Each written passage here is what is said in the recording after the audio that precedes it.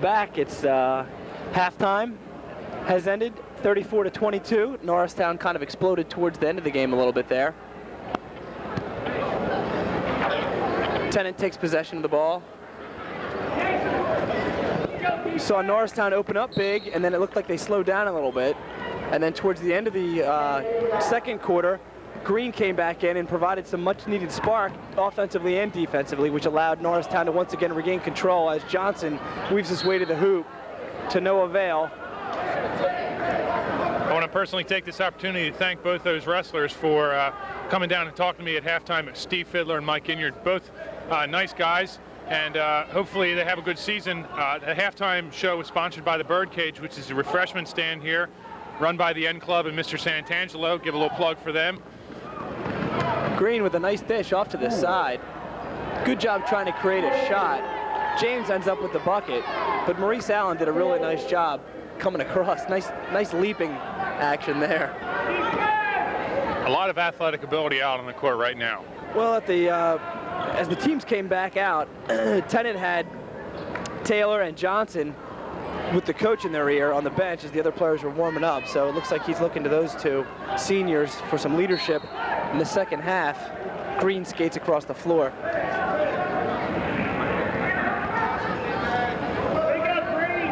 William Tennent will bring the ball in. That's number 11, DJ Johnson on the inbounds, guarded by Maurice Allen.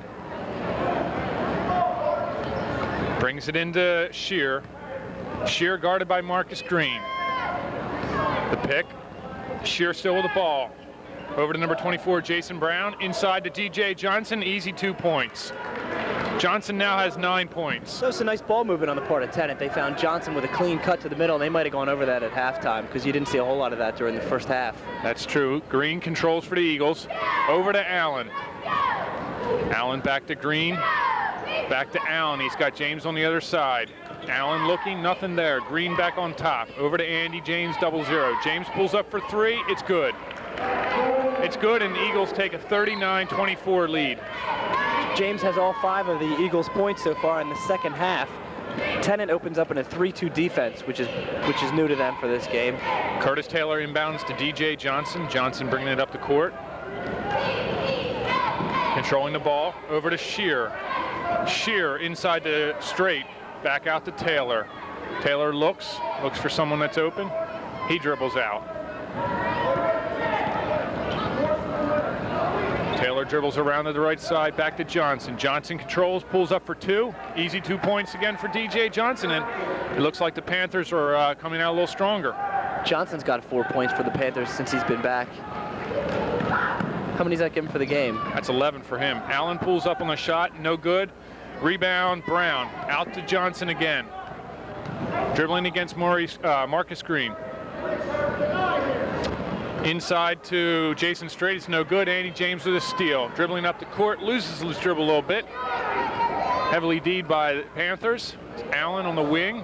Intercepted by Strait. Strait ahead to Taylor. Taylor's got Johnson, he's going to take it himself. 2 points for Taylor. Well, in that situation for Green, you're kind of gambling whether the guy's going to take a shot or feed, and he kind of played the middle. Taylor did the wise thing by taking the ball strong to the bucket, and he's rewarded with 2 points. Looks like Tom McGee's going to call a timeout. Doesn't like what he's seeing as Marcus Green brings it over. It's 22nd timeout, 39-28 with 5:10 left in the third quarter. And John, both teams coming out trying to put some points on the board, but it looks like William Tennent has the momentum right now. Well, they're pretty evenly matched. Tennent's cut the lead by 1. I think at halftime when they came back, it was a 12-point lead. Now it's an 11-point lead over the first roughly 3 minutes of the second half. You've seen DJ Johnson step it up a little bit. And for the Eagles, all 5 of Andy James' points so far this evening have come in this quarter, or come in actually in this 3-minute span. Andy James will bring the ball in. He's got Green, Allen, Tolson, and Weldon on the floor. He hits it to the field general Green. Now over to Allen, back to James. Looks almost like it's an extended 1-3-1 for Tennent right now. And zone defense indeed. Johnson's going up high on Green when he has the ball. Norristown being very patient. This is as long as the offense has held the ball so far. Right. Weldon thinks he's got his man pinned, which he does.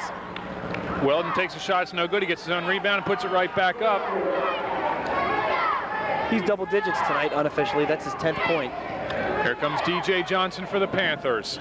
Dribbles in and back out again. Over to Taylor. Taylor looks for straight inside, nothing there. Allen with a steal. He's got 3-on-1. He takes it himself. No, off to James. Back to Green. Green pulls it back out top. Andy James for 3. Shot's a little bit off. Rebound, Curtis Taylor. Over to Adam Shear. Despite the miss, I've been really thoroughly impressed with the amount of effort that these Norristown kids are showing on both ends of the court. I mean, they are scrapping and fighting offensively and defensively. No lack of effort on the part of Norristown. Indeed. And that's the style of play that's initiated by that zone defense. As you see Straight go to the basket, gets a clean look. They're going to try him again. Foul's going to be called on, it looks like Brad Weldon. I think that's his 3rd foul. It belonged to the Panthers underneath the basket.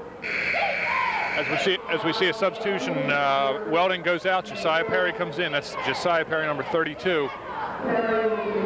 As Weldon heads to the bench, Coach McGee tells him there's nothing he could have done about that one. It was just a matter of circumstance. But unfortunately, it looks like the policy is when you foul, you go to the bench. Straight with the ball out to Taylor. Perry comes in. He's had a decent night so far this evening, but it's too bad to see Weldon handcuffed by the 3 fouls. He's having a really nice, strong night on the boards. Shear with a shot, it's no good. Andy James rebound. James passes to Green. Green, big pass up to Maurice Allen. Allen showed us a little excitement in the first half with the slam dunk. Now they're being patient. Green, back to James. James again for 3, no good. No rebound for Norristown, 1 shot and out. Shear over to Jason Brown, inside to DJ Johnson, slamming the boards Norristown. Oh, nice pass, Maurice Allen to Marcus Green. No slam dunk possible, but Marcus Green gets 2 there. I'll tell you what, he wasn't too far, but that was an outstanding effort on the part of Allen. He has had great court awareness on that play and threw the behind-the-head pass a la Larry Bird to a wide-open Green.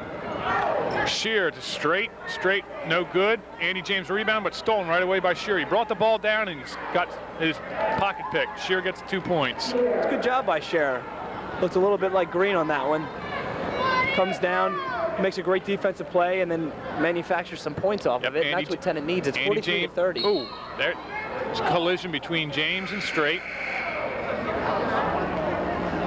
James doesn't like the foul, but hey, that's part of the game. Both guys going up for the shot or for the ball, and one guy gets hit and one guy goes down. Yeah, I think Straight was trying to help Andy James up.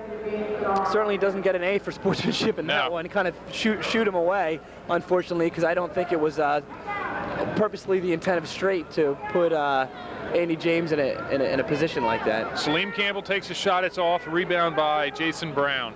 Over to Taylor. Taylor brings it up the court. Stops outside the 3-point line. Inside to Brown. Brown fakes out one man and puts the basket up for good. Well, that was a nice job by Straight. He got the ball down low, got his man in the air, and then took it up and got a clean look at the basket. That's the best offensive move we've seen out of him all night, and he's had plenty of attempts. Salim Campbell takes an outside shot. He misses. Tolson with a rebound and a putback for 2. Steal by Josiah Perry. Ahead to Green. Green's got 3 on 2. Josiah Perry puts it up, and he's going to be fouled. Oh, nope, traveling. Traveling called against Josiah Perry. Too many steps. Perry might have been slipping on a shoelace, which he's trying to secure at this point. Tennent remains in that full court pressure. It's 45-32. They've got a 13-point advantage with just under 2 minutes left to go in the 3rd quarter. Johnson brings the ball up with Shear. Guarded by Allen. Dribbles around, takes an off-balance shot. It's no good. Tolson with the rebound. Passes to Green, and the Eagles are coming back on offense. Green ahead to Salim Campbell, going for 3. Basket's in and out. Josiah Perry the rebound, no good. Rebound Taylor. Taylor ahead to Straight. Straight puts the shot up. He's fouled. He's going to be fouled by Salim Campbell.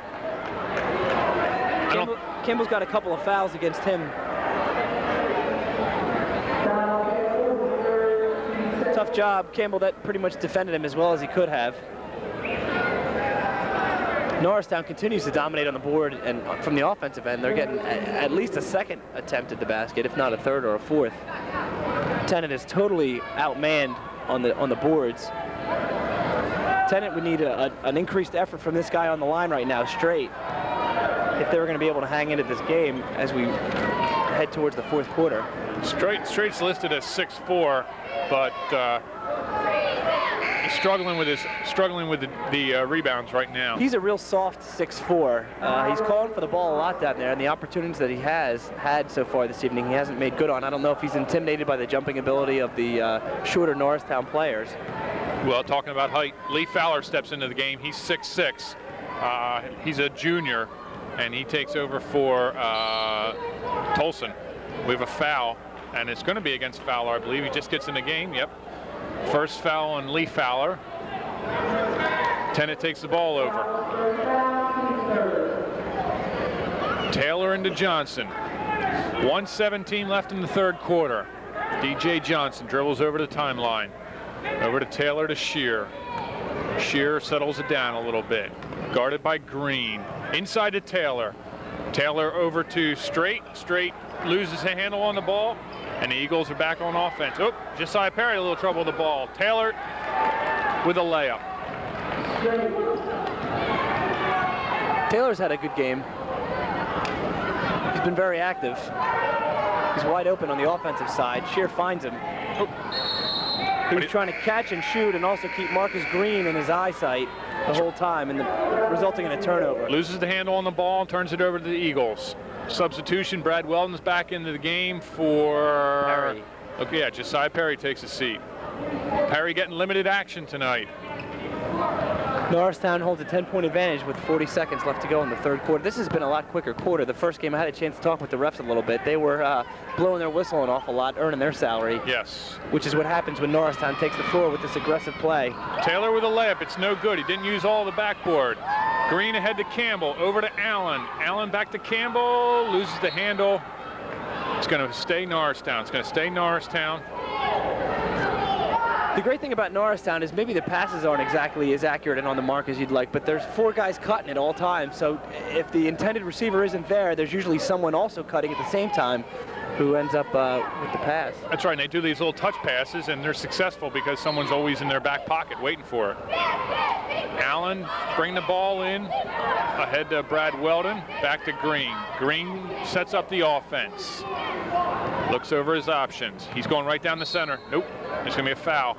Well, that's exactly what you want to see if you're holding the ball for the last point of the quarter. Green takes it. He's going to penetrate. He's going to either dish, or if he's got an open layup, he's going to take it strong to the hole and possibly get fouled on his way in there. We've got a substitution for Norristown. Junior Fowler comes out, and TJ Tolson checks back in. Foul is on Shear. That's his second. Allen will bring the ball underneath his own basket.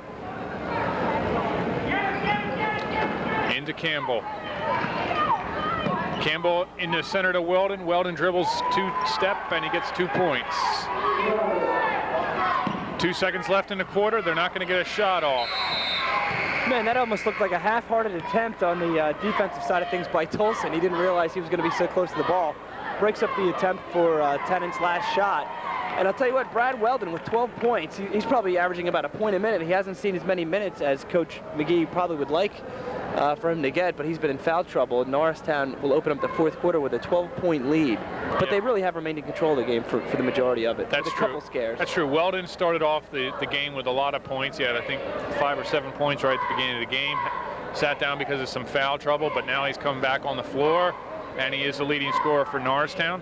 For William Tennent, TJ Johnson and Curtis Taylor are sharing the burden right now. Each have 13 points, and it's 47-35 as we watch the William Tennent cheerleaders.